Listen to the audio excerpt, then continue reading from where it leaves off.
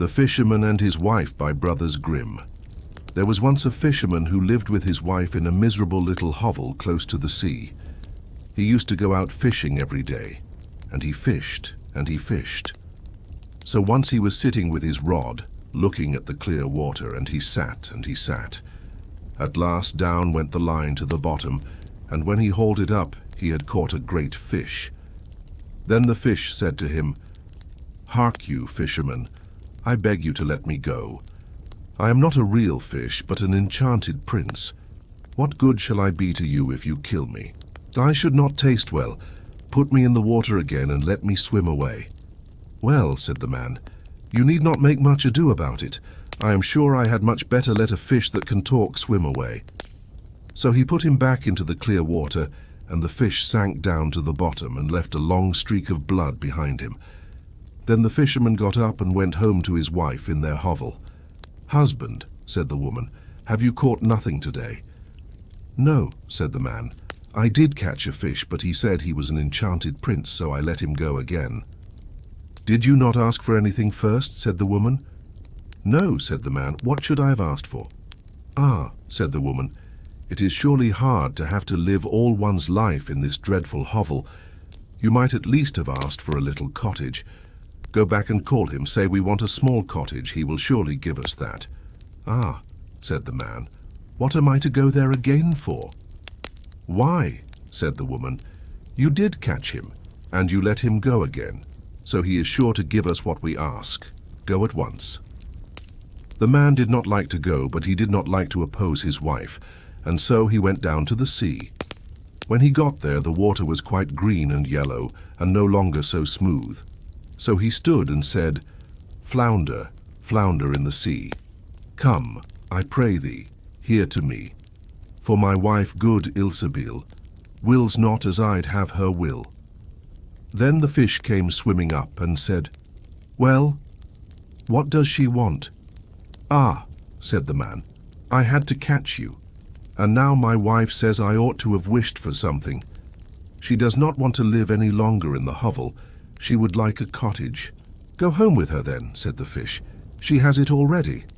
So the man went home, and there was his wife no longer in the hovel, but in a pretty little cottage, and she was sitting on a bench before the door.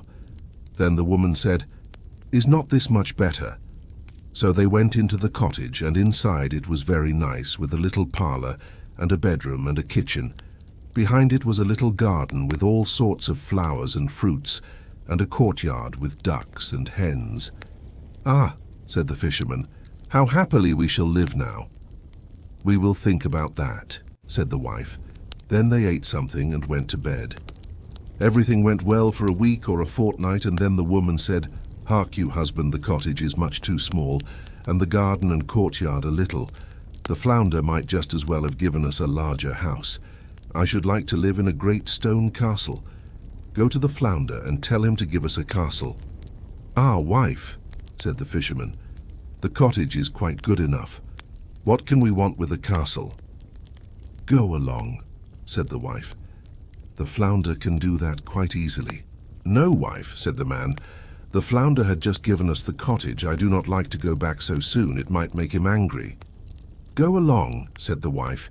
"He can do it and will do it willingly. Go." The fisherman's heart was heavy, and he did not like to go. He said to himself, "It is not right," and yet he went all the same. When he came to the sea, the water was quite purple and dark blue and grey and thick, and no longer green and yellow, but it still moved quietly. So he stood and said, "Flounder, flounder in the sea, come I pray thee here to me. For my wife good Ilsebil wills not as I'd have her will." "Well, what does she want now?" said the fish. "Alas," said the man, half frightened, "she wants to live in a great stone castle."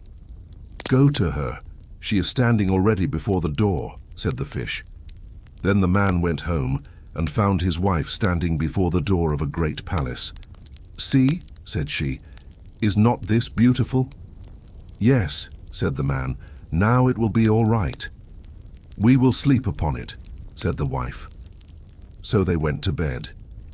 Next morning the wife awoke first. It was just daybreak, and from her bed she could see the beautiful country round about her. Her husband was still asleep, so she jogged him with her elbow and said, "Get up, husband, and look out of the window. See, could we not be the king over all that land? Go to the flounder. We will be the king." "Ah, wife," said the man, "why should we be king? I do not want to be king." "Well," said the wife, "if you won't be king, I will. Go to the flounder, for I will be king." "Ah, wife," said the fisherman, "why do you want to be king? I do not like to say that to him." "Why not?" said the woman. "Go at once, I must be king." So the man went, much troubled. He thought to himself, "It is not right." And yet he went all the same. And when he came to the sea, it was dark grey, and the water heaved up from below and smelt putrid. So he stood and said, "Flounder, flounder in the sea, come, I pray thee, here to me. For my wife, good Ilsebil, wills not as I'd have her will." "What does she want now?" said the fish. "Alas," said the man, "she wants to be king." "Go to her, she is king already," said the fish. So the man went, and when he came to the palace, he found his wife was king. She was sitting upon a high throne of gold and diamonds, and had a great crown on her head, and a scepter in her hand, and on each side of her stood 6 fair maidens in a row. "Ah, wife," said the man, and looked at her, "are you king now?" "Yes," said she, "now I am king." So he stood and looked at her, and when he had looked at her for some time, he said, "Ah, wife, it is a fine thing for you to be king. Now let us be content." "Nay, husband," said she, quite uneasily, "I am king, it is true, but I must be emperor too. Go to the flounder." "Alas, wife, why do you want to be emperor?"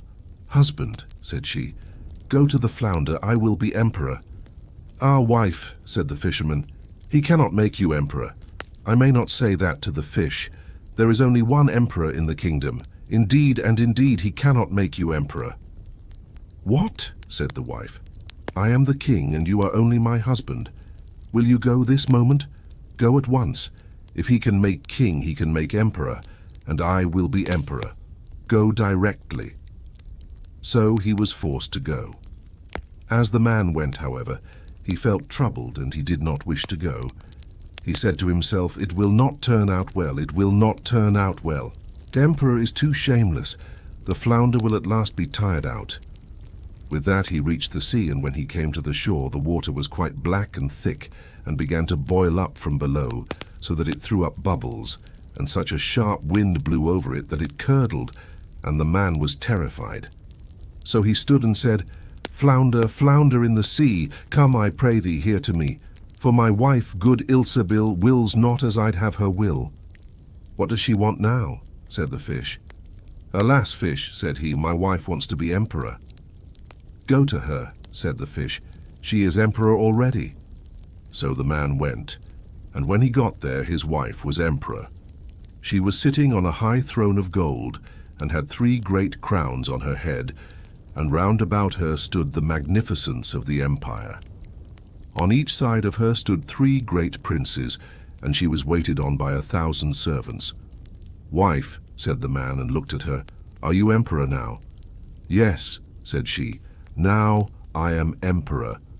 Then he stood and looked at her well, and when he had looked at her for some time, he said, "Ah, wife, how fine it is to be emperor." "Husband," said she, "why should we stop at emperor? I will be pope. Go to the flounder." "Alas, wife," said the man, "what will you not want? You cannot be pope.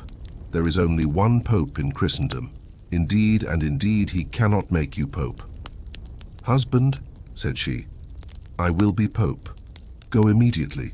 I must be pope this very day." "No, wife," said the man, "I dare not say that to him. It will not do. It is too much. The flounder cannot make you pope." "Husband," said she, "what nonsense. If he can make emperor, he can make pope also. Go to him directly. I am king, I am emperor, and you are nothing but my husband. Will you go this moment?"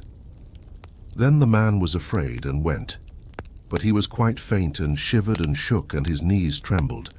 And a great wind blew over the land, and the clouds flew by, and it grew very dark, and the sea rolled and raged, and dashed up to the shore. And in the distance he saw the ships which were in distress and toiling and laboring upon the tops of the waves. Still in the middle of the sky there was a little blue, but on both sides it was as dark as night.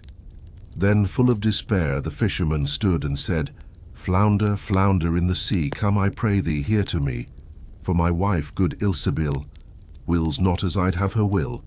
What does she want now? Said the fish. Alas, said the man, she wants to be pope. Go to her then, said the fish, she is pope already. So he went, and when he got there, his wife was sitting on a throne which was 2 miles high. She had 3 great crowns on her head, and around her there was all the pomp and power of the church. On each side of her were 2 rows of candles, the largest as thick as a tower, and the smallest no candlestick could hold.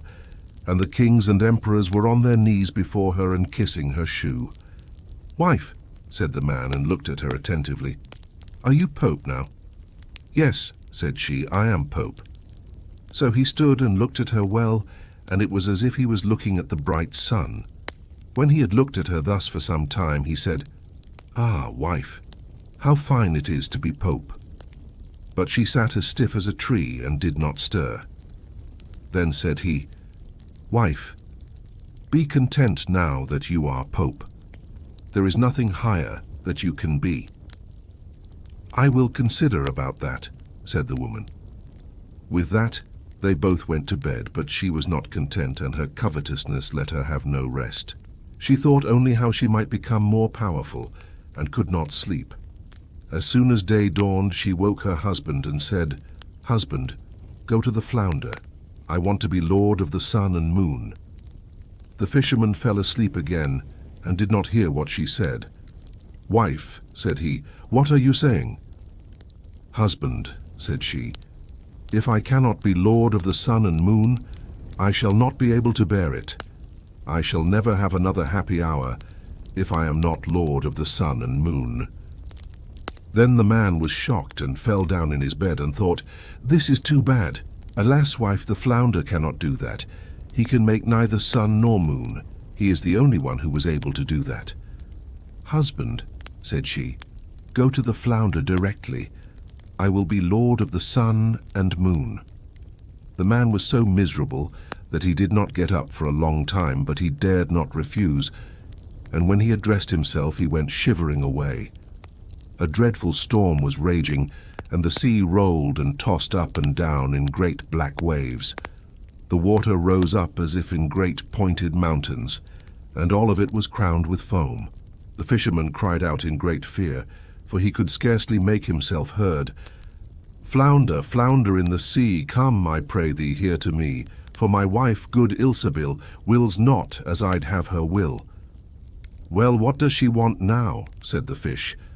Alas, said the man, she wants to be lord of the sun and moon. Go to her then, said the fish. She is sitting again in her filthy hovel. And there they are still sitting to this day,